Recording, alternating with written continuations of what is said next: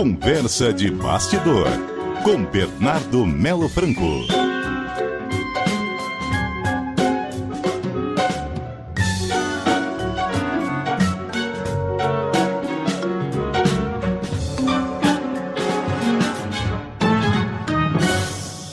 E aí, Bernardo? Boa tarde, Sardenberg. Boa tarde, Cássio, da CBN. Boa tarde, Bernardo. Alô, Bernardo, tá me ouvindo bem? Ouço bem vocês. Então tá bom, então vamos continuar. O nosso tema são as dificuldades do Flávio Bolsonaro em montar o seu palanque, fazer as suas alianças, e muito evidente isso, né? Vários partidos do Centrão querendo a neutralidade, quer dizer, não apoiar nem Flávio nem Lula e que as bases fossem liberadas. Estamos nesse ponto agora, o Bernardo. Pois é, Sardenberg, a gente no comentário de terça-feira cantou essa bola, né? Falamos das dificuldades do Flávio Bolsonaro em fechar apoios de partidos do Centrão e de reproduzir o palanque que apoiou o pai dele na eleição de 2022.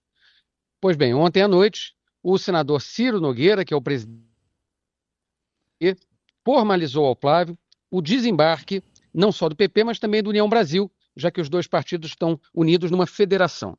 E isso vai ter um grande impacto na campanha do Flávio Sardenberg, não só na montagem dos palanques regionais, que é sempre importante numa campanha presidencial, mas também, em especial, a distribuição do tempo de propaganda eleitoral na televisão e no rádio. Tem muita gente que fala em rede social, a gente sabe que a lógica da informação mudou, mas o tempo de propaganda ainda é muito importante, especialmente para um candidato como o Flávio, que está precisando se apresentar ao eleitor. Né, para a maior parte da população, ele é apenas o filho do Jair Bolsonaro. Muita gente nem o conhece, ele só fez carreira política no Rio de Janeiro.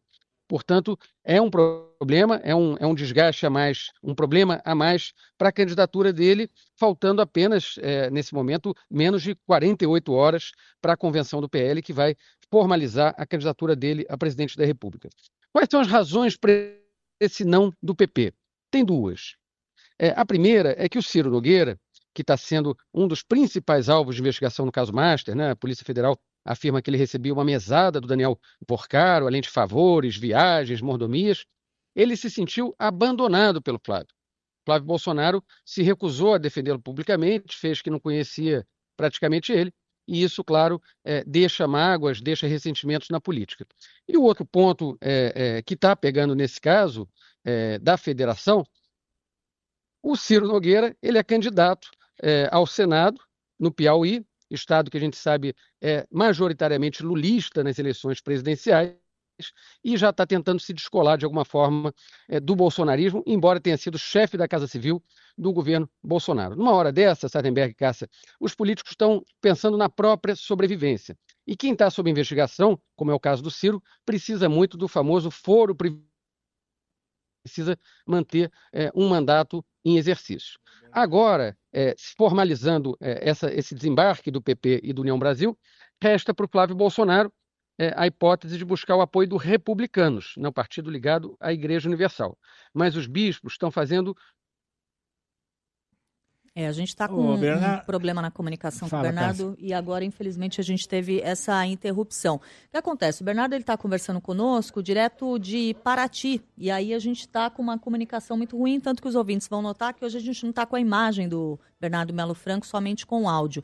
Mas ele estava falando justamente a respeito dessa dificuldade aí dos apoios em relação a Flávio Bolsonaro, inclusive por parte do Ciro Nogueira, que era um aliado histórico. A gente vai tentar refazer o contato para ver se a gente consegue retomar essa comunicação com o Bernardo Melo Franco no momento em que ele estava falando que agora os políticos estão entrando num momento muito pragmático, cada um tentando salvar as próprias candidaturas. E, Bernardo, quando a gente perdeu o contato com você estava dizendo justamente que o Ciro Nogueira, por ser candidato lá no Piauí, ele está tentando desvincular a imagem dele de Flávio Bolsonaro. Exato, Cássia. Nessa hora, os políticos todos, especialmente sob investigação, estão pensando na própria sobrevivência. E para o Ciro Nogueira é muito importante ter um mandato de senador, porque isso garante a ele o famoso foro privilegiado, ou seja, ficar a salvo de uma decisão eventual de um juiz de primeira instância. Por isso, todos os políticos que têm mandato e estão sob investigação fazem de tudo pela própria reeleição. E no Piauí, a gente sabe, é um estado que tem uma ampla maioria lulista na eleição presidencial e, portanto, o apoio da família Bolsonaro não chega a ser exatamente um ativo no caso de eleições majoritárias, como é uma eleição para o Senado. Agora, esses problemas de palanque, de vice, essa encrenca toda em torno do Flávio Bolsonaro, não é um problema da candidatura dele.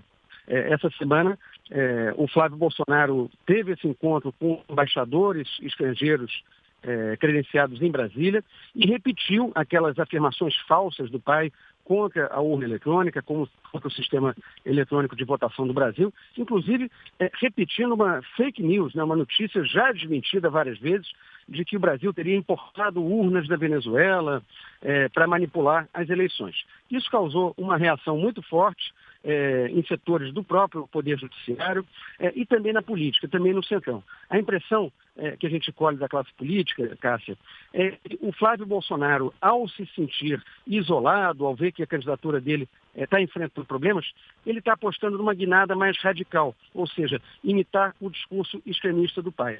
Qual que é o problema? Que isso é exatamente o contrário da estratégia de campanha que ele vinha desenhando com seus marqueteiros desde o final do ano passado, quando Flávio passou a se vender como um, entre aspas, bolsonarista moderado, ou como ele mesmo disse, um bolsonarista que toma vacina.